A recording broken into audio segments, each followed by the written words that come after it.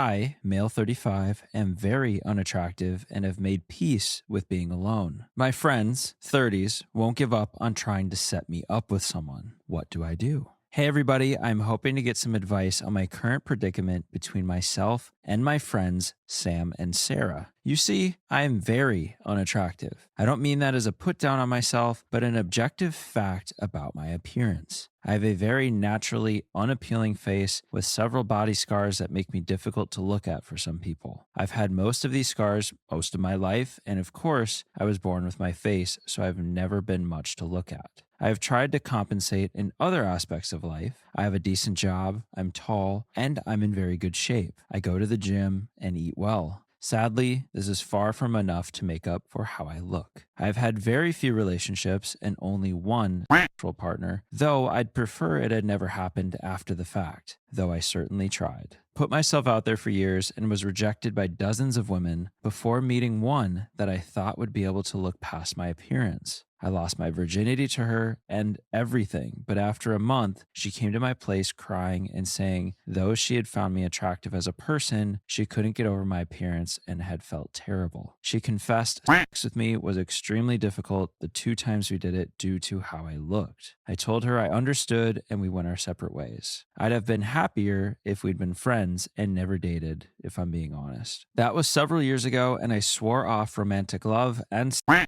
since it was just hurting me. Life has been pretty good since I gave up. Wish I wasn't what I am so I could find love, but I get it. I made some great friends, Sam and Sarah. I've been friends with them for a few years now and we get along great. The only issue is that they are in relationships and have this fantasy about going on triple dates with me included. Problem is, of course, I don't date, and so they've been trying to play matchmaker. There have been probably 7 or 8 attempts now to get me with some friend or acquaintance of theirs, ranging from being blindsided with a date when I thought I'd just be there with them, or inviting girls to parties and trying to get us together all night. I hate it. I feel bad for these girls because obviously they weren't told about this either, and now they have to play nice with the weird, ugly guy their friends dumped them on. Not only that, but there is this look in their eyes that I'm sadly used to now. It's a combination of sadness and fear that overcomes them when we make eye contact. I can feel them looking at every mark on my face, getting more and more grossed out and uncomfortable. Of course they're scared. This 6'6" man who looks like Frankenstein's monster has become your date for the night. I'd be scared too. I tell them every time not to set me up as I don't want to date, but they get so excited to finally find the one for me that they do it anyway. So backstory aside, I keep telling Sam and Sarah to stop setting me up. And last week they came over to hang out and Sarah kept mentioning this friend of hers from work and starts showing me pictures. I see where this is all going and I find out they invited her to Sam's party in a few weeks. I say, cool, I look forward to meeting her, but this isn't a date and I won't be letting them push me onto the poor girl. She's cute and from what they tell me, I'm sure we'd get along great if I were normal.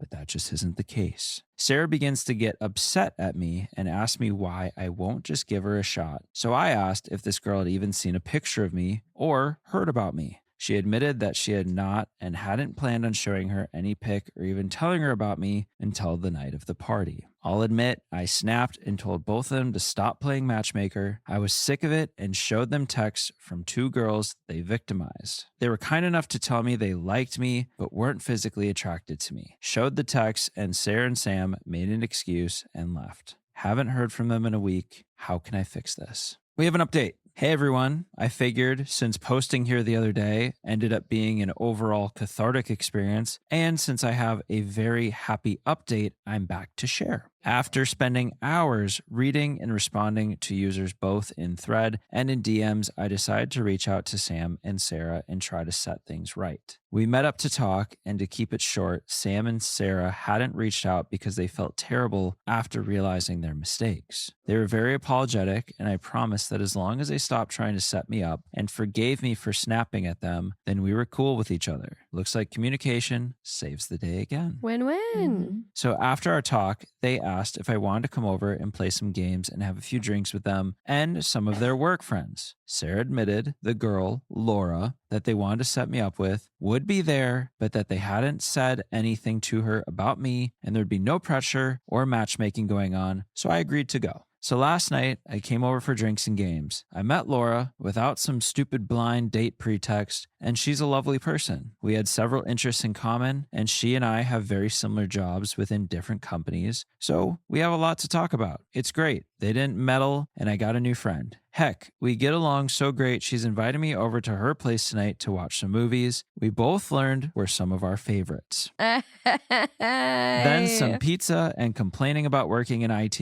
So my social life is alive and well, it seems. That's about it. As far as my update is concerned, Sam, Sarah, and I are cool. I made a new friend and I got to talk to so many wonderful people on Reddit. So sweet. See, don't sell yourself short. We have another update. 2.5 years later. A few years ago, I came to Reddit to ask about an issue I was having with my friends trying to set me up on blind dates. The woman they were going to try and set me up with before our argument, Laura, ended up being really cool, and without the pressure of it being a blind date and just us hanging out with a larger group, we clicked and were fast friends. We hung out the night after at her place to watch movies and eat pizza. It was great. We started hanging out more and more, and as time went on, eventually she asks me out. I was terrified initially, but decided to go for it. She's not bothered by my scars. She looks at me with kindness and warmth that is indescribably wonderful to me.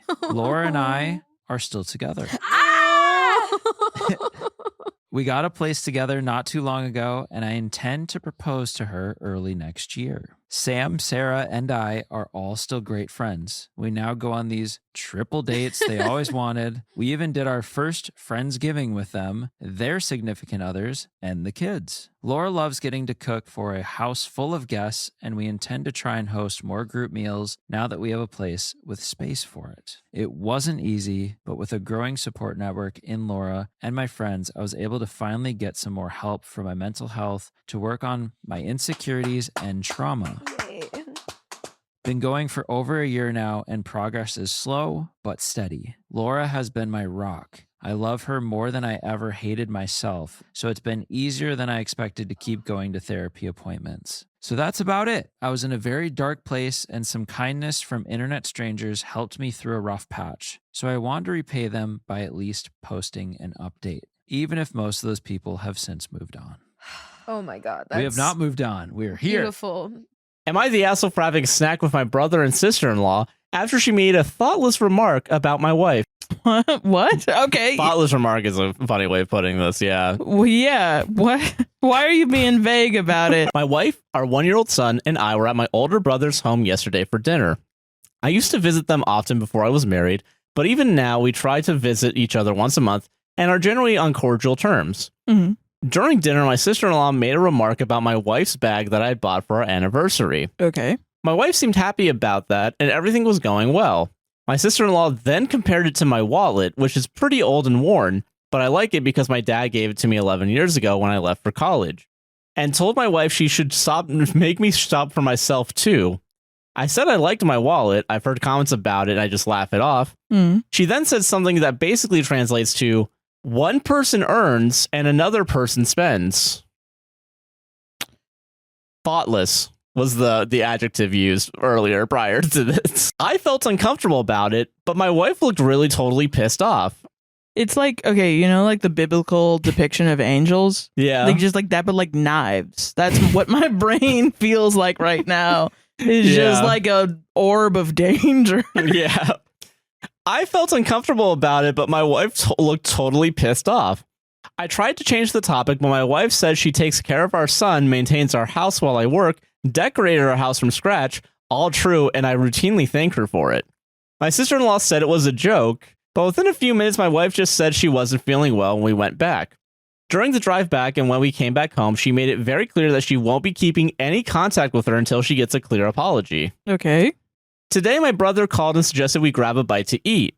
I said sure. The way he said it, it really seemed like it was just the two of us. My wife also had no issues with that. I thought my brother was going to discuss a way for us to meet or something so my sister-in-law and wife could patch things up. But when I went there, my sister-in-law was there too. While we were eating, they gave me her POV that it was a lighthearted comment and my wife was blowing it out of proportion. I defended my wife too and said she definitely feels it was out of line. When I came back home and my wife learned she was there too, she got really upset. She said if my sister-in-law wasn't prepared to render an apology, then I should have left, and that I betrayed her by having food with them. I don't see it that way. I was really trying to fix everything in good faith. Am I the asshole?